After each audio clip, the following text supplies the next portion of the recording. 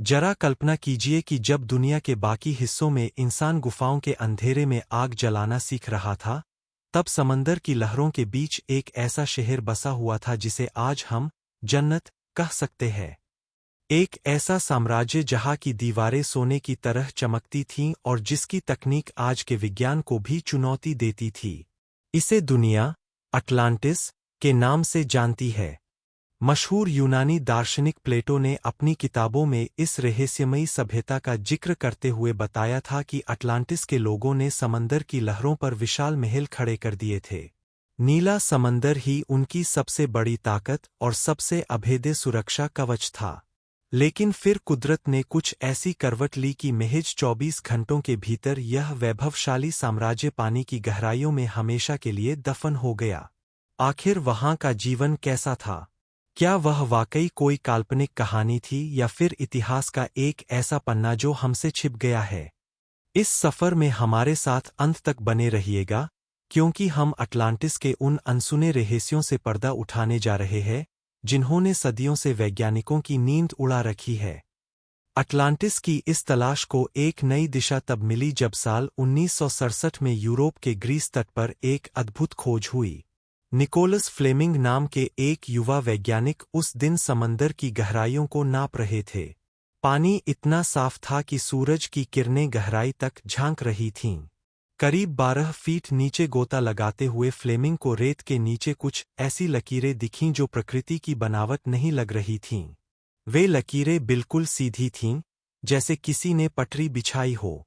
जब उन्होंने अपने हाथों से हजारों साल पुरानी धूल को झाड़ा, तो उनके सामने पत्थरों की पक्की गलियां, कमरों की बनावट और बड़े-बड़े चौक नजर आने लगे। यह कोई मामूली खंडहर नहीं था, बल्कि एक पूरा का पूरा शहर था जिसे पावलोपेट्री नाम दिया गया। यह करीब 5000 साल पुराना शहर था, जो उस समय का था जब भारत में सिंधु घाटी सभ्यता अपने चरम पर थी। इस खोज ने दुनिया को यह सोचने पर मजबूर कर दिया कि अगर पावलोपेट्री जैसा शहर पानी में मिल सकता है, तो प्लेटो का अटलांटिस भी कहीं न कहीं लहरों के नीचे मौजूद होगा। पावलोपेट्री की इंजीनियरिंग ने आधुनिक विशेषज्ञों को भी दंग कर दिया। सोचिए, आज से 5000 साल पहले भी उन लोगों ने 2 मंजिला घर बना रखे थे और उनके पास पानी की निकासी का इतना आधुनिक सिस्टम था कि आज के इंजीनियर भी उससे प्रेरणा ले सकें। लेकिन सवाल यह उठता है कि इतना विकसित शहर समंदर के नीचे गया कैसे? जब जमीन की परतों का अध्ययन किया गया, तो एक डरावना सच सामने आया।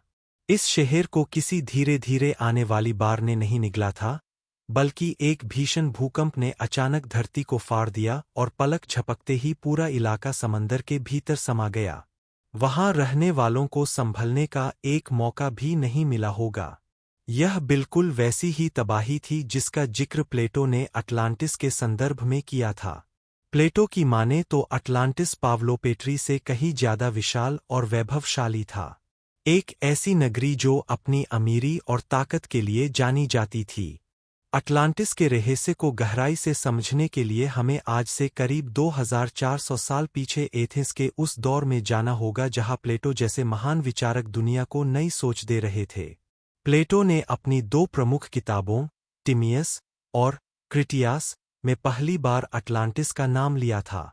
उन्होंने जोर देकर कहा था कि यह कोई मनगढ़ंत कहानी नहीं है, बल्कि एक ऐतिहासिक सच्चाई है जो उनके पूर्वज सोलोन मिस्र, इजिप्ट से लेकर आए थे। मिस्र के पुजारियों ने सोलोन को बताया था कि उनके पास हजारों साल पुराने ऐसे राज दफन हैं जिन्हें दुनिया भूल चुकी है।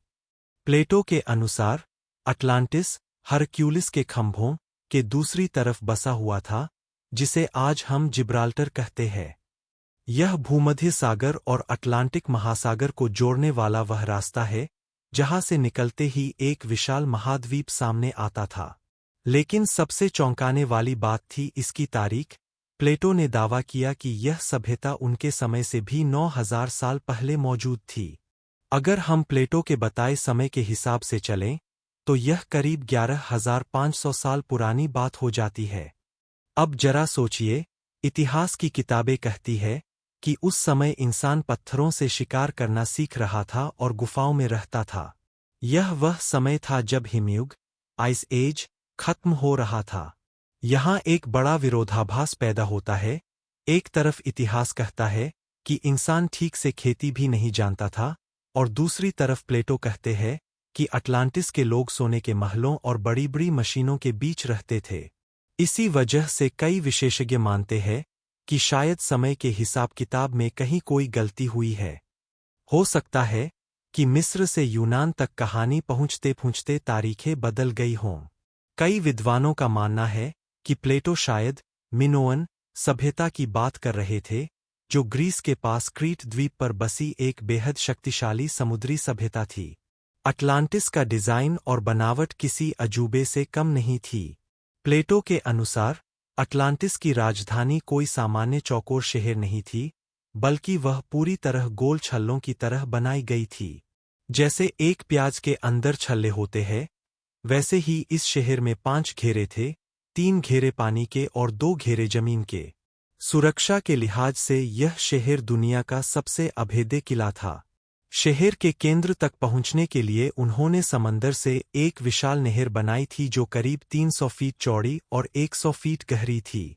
इस नहर की वजह से उस दौर के सबसे बड़े जहाज भी सीधे राजा के महल तक पहुंच सकते थे।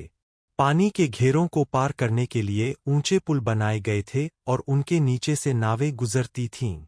यह इंजीनियरिंग उस दौर के हिसाब से नामुमकिन लगती है, लेकिन प्लेटो ने इसका विवरण इतनी बारीकी से दिया है कि इसे पूरी तरह नकारा नहीं जा सकता।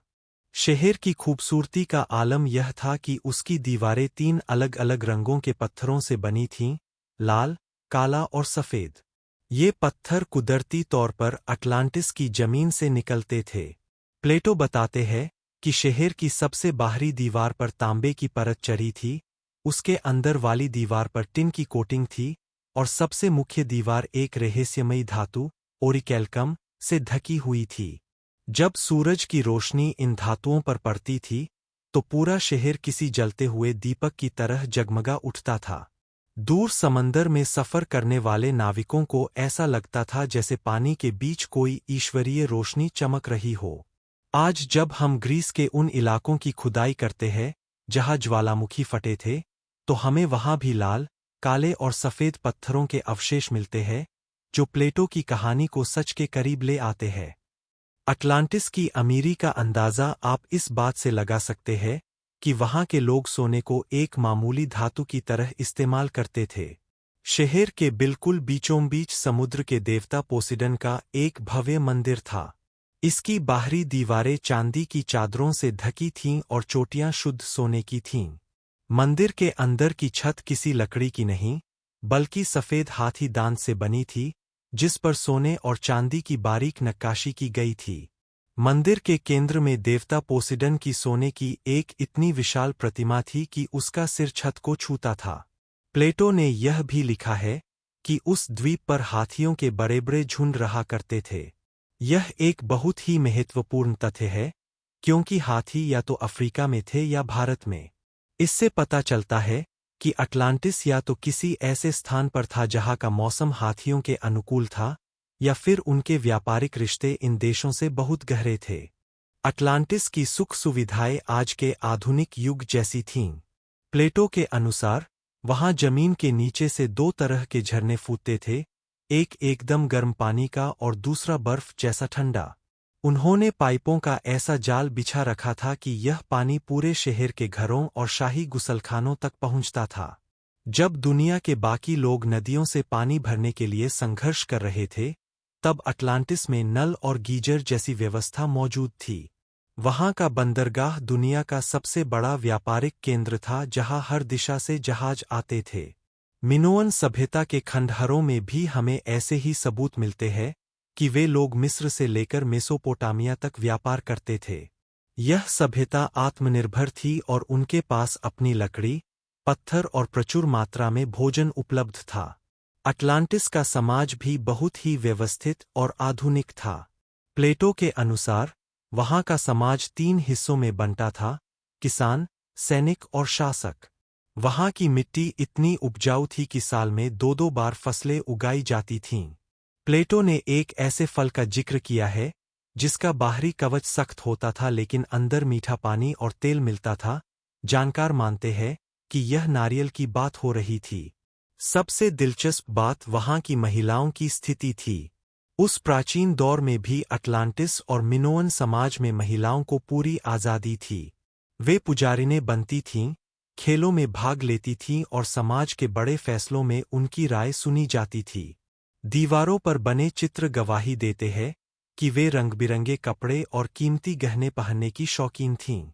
यह एक ऐसा समाज था जहां सुंदरता और अनुशासन का अद्भुत मेल था।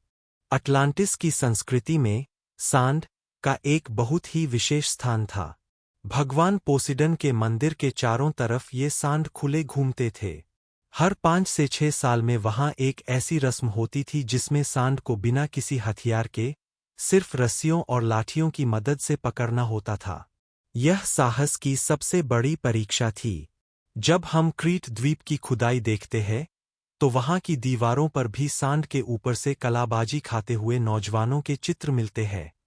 ये चित्र प्लेटो द्वारा बताई गई रस्मों से इतना मेल खाते हैं कि यह मानना मुश्किल हो जाता है कि यह सब सिर्फ कल्पना थी। अटलांटिस का शासन 10 अलग-अलग राजाओं के हाथ में था, जो एक महासंघ की तरह काम करते थे। सबसे शक्तिशाली राजा एटलस था, जिसके नाम पर ही इसे अटलांटिस कहा गया। लेकिन फिर इस स्वर्ग जैसी नगरी का अंत कैसे हुआ? प्लेटो लिखते हैं कि जैसे-जैसे समय बीता, अटलांटिस के राजाओं के मन में लालच और अहंकार बढ़ने लगा। वे अपनी विशाल नौसेना के दम पर दुनिया को गुलाम बनाने निकल पड़े। उन्होंने उत्तरी अफ्रीका और यूरोप के कई हिस्सों को तहस-नहस कर दिया। जब इंसान अपनी शक्ति के नशे में अंधा हो जाता है,